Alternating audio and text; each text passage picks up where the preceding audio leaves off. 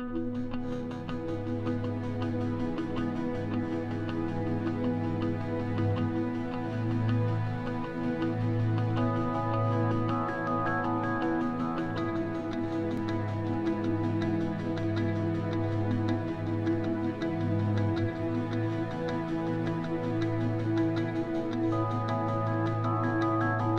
melihat kalau pas karyawan yang mengalami kecelakaan, lalu kita biarkan saja, itu pasti dia mundur. Mundur, dia tidak bisa berfungsi lagi, dia tidak bisa bekerja lagi, dan nanti pada akhirnya itu akan menurunkan produktivitas. Dan itu mempengaruhi juga keluarganya, jadi beban dia malah. Daripada kamu repot, kasihan, kamu kerja kasihan, udah saya bantu. Tapi kita meyakinkan sampai kapan membantu, dan bantuan itu apakah sepenuh-penuhnya sesuai dengan kebutuhan dia? Yang namanya bantuan tetap terbatas. Fitrah manusia adalah berusaha. Saya mengalami kecelakaan lalu lintas. Jadi ada truk gandeng yang akan menabrak sedan, dia banting setir ke kiri ke arah saya. Banyak darah di muka saya. Waktu mau saya bersihkan darah itu, ternyata tangan kanan saya udah nggak ada. Habis kecelakaan itu ya saya mikir cuman ini gimana masa depan saya. Setiap orang mempunyai kesempatan yang sama untuk berkarya ya. Tidak usah underestimate dengan orang-orang yang cacat. Seperti yang kalau di perusahaan ini Pak Tono Ishak ya. Pak Tono Ishak kalau boleh dikata sekarang adalah andalan kita untuk engineering departemen. Dan so far tidak ada kekurangan beliau. Kalau tidak ada dukungan seperti itu, misalnya dulu pimpinan saya bilang, sudah tamat riwayatmu ya, mungkin saya juga masih nggak akan ada di sini dan saya tidak seperti ini. Mungkin saya entah udah di mana sekarang gitu. Orang yang sudah mengalami kecelakaan kerja itu sebetulnya masih bisa berfungsi. Itulah tugas kami ya. Jadi mengembalikan kemampuan seseorang supaya dia bisa berfungsi seperti sedia kala ya. Saya yakin negara dan bangsa yang maju itu negara dan bangsa yang mau menghargai orang yang punya kekurangan. Gitu. Tidak ada gunanya kita menangis apa yang hilang. Tapi kita harus maksimalkan apa yang kita miliki. Katakanlah hilang satu tangan, hilang satu mata, hilang satu kaki, itu bukan segala-galanya kita hilang. Biarkan kita gali terus potensi kita, intelektual kita, kreativitas kita, supaya kita tetap menjadi manusia-manusia yang setinggi-tingginya bermartabat, bermanfaat bagi diri sendiri dan orang lain.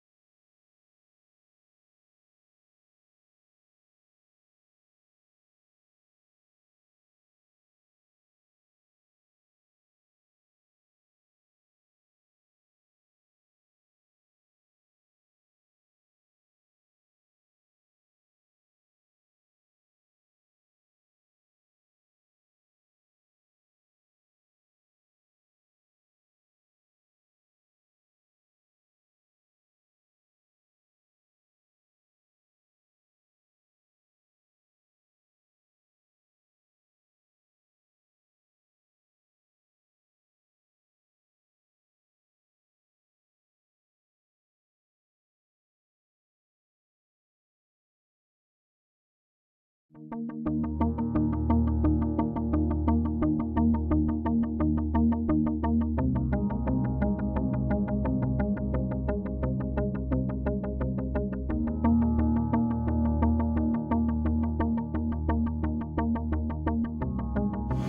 saya Ibu Siti Nurhoyah, usianya udah 43 tahun.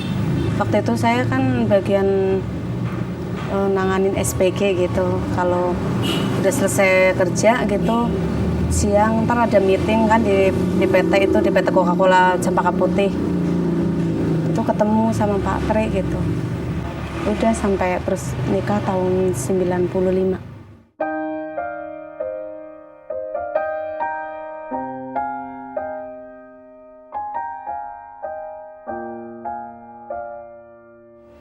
Ya itu meninggalnya di Coca-Cola, tepatnya tanggal 21 Agustus 2013 jam 3:20. Ini menurut cerita di PT, Bapak kan mau sholat asar gitu, sekalian mau ke koperasi, mau pinjem uang koperasi dulu, uang Paruslami gitu. Terus nggak lama terus pingsan. Terus dibawa ke klinik Coca-Cola gitu. Dari klinik Coca-Cola terus dioper ke Adam Talib. Terus saya datang ke rumah sakit, Pak Tri udah itu tutup semua. Jadi anak-anak tahunya ya pulang sekolah, bapaknya udah ramai, ini rumah ini udah banyak yang melayat.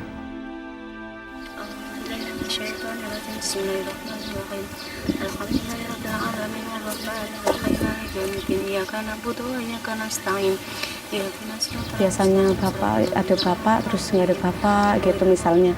Terus biasanya tanggal 23 ada gaji dari PT terus nggak ada gitu.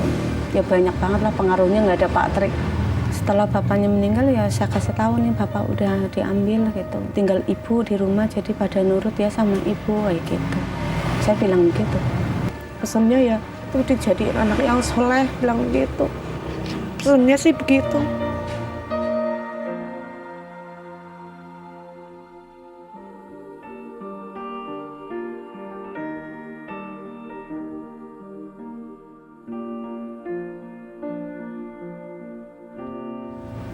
Ya insya Allah ya gimana ya kalau udah ditinggal sih bisa nggak bisa ya harus bisa gitu. Dengan uang segitu saya harus bisa mengelola untuk anak-anak.